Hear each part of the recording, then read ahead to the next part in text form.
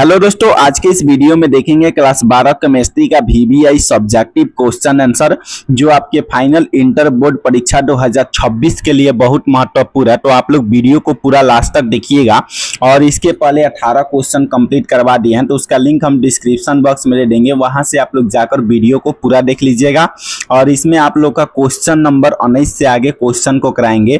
तो question number 19 देखिएगा। Question कह रहा है ना, मोलरता से आप क्या समझते हैं? मोलरता से आप क्या समझते हैं? 1 लीटर बिलियन में घुले हुए विलय की जो कुल संख्या होती है इसी को मोलरता कहते हैं। 1 लीटर बिलियन में घुले हुए विलय की जो कुल संख्या होती है इसी को मोलरता कहते हैं।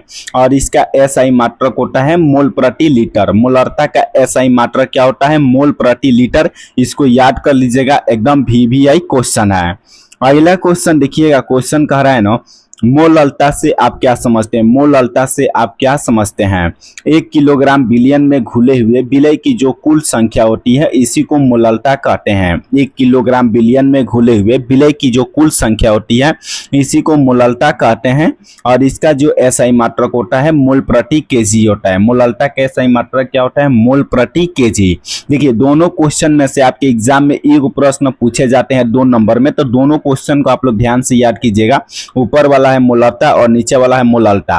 और 5 नंबर में भी आपके प्रश्न पूछे जाते हैं, दोनों के बीच में अंतर, तो दोनों परिभाषा को आप लोग याद रखिएगा। अगला क्वेश्चन देखिएगा। 21 नंबर क्वेश्चन कह रहा है ना, मोल प्रभाज्य से क्या समझते हैं? मोल प्रभाज्य से क्या समझते हैं?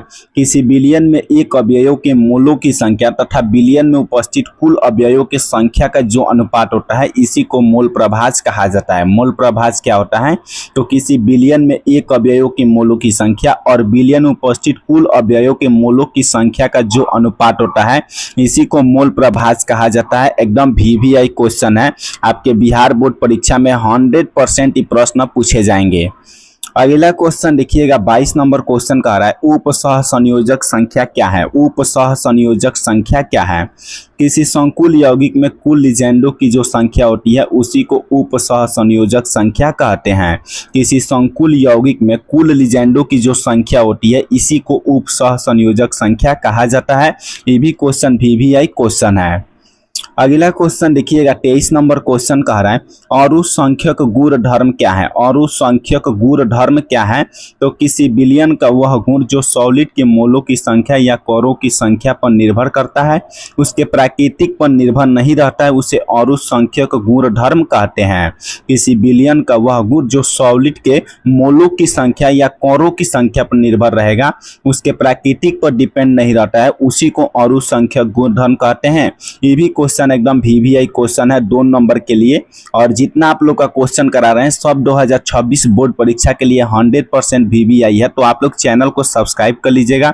इस चैनल पर आप लोग का सभी विषय का फ्री में आप लोग का वीवीआई क्वेश्चन को कराया जाएगा।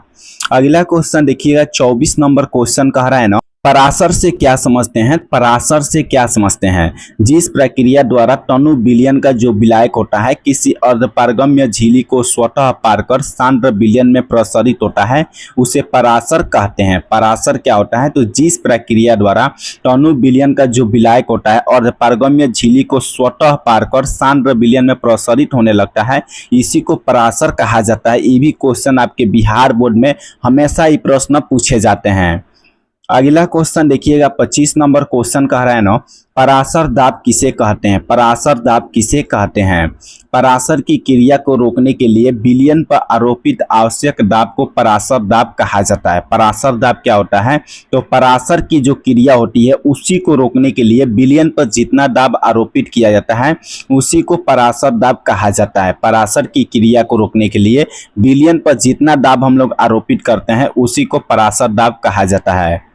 अगला क्वेश्चन देखिएगा। 26 नंबर क्वेश्चन है, हैलोजन परिवार के कौन कौन सदस्य हैं? तो हैलोजन परिवार के सदस्य होते हैं fluorine, chlorine, bromine, iodine halogen परिवार के सदस्य हैं। Fluorine, chlorine, bromine, iodine halogen परिवार के सदस्य हैं। यहाँ से आपके क्वेश्चन ऑब्जेक्टिव में पूछे जाते हैं, इसमें से पूछ देगा कौन हैलोजन परिवार के सदस्य हैं। तो आप लोग 6 नाम को याद कर लीजिएगा तो आप लोग का क्वेश्चन बन जाएगा। Fluorine, chlorine, bromine, iodine halogen परिवार के सदस्य हैं। अगला क्वेश्चन देखिएगा। 27 नंबर क्वेश्चन कह रहा है ना, हीमोग्लोबिन में उपस्थित धातु का नाम लिखे। हीमोग्लोबिन में उपस्थित धातु का नाम लिखना है।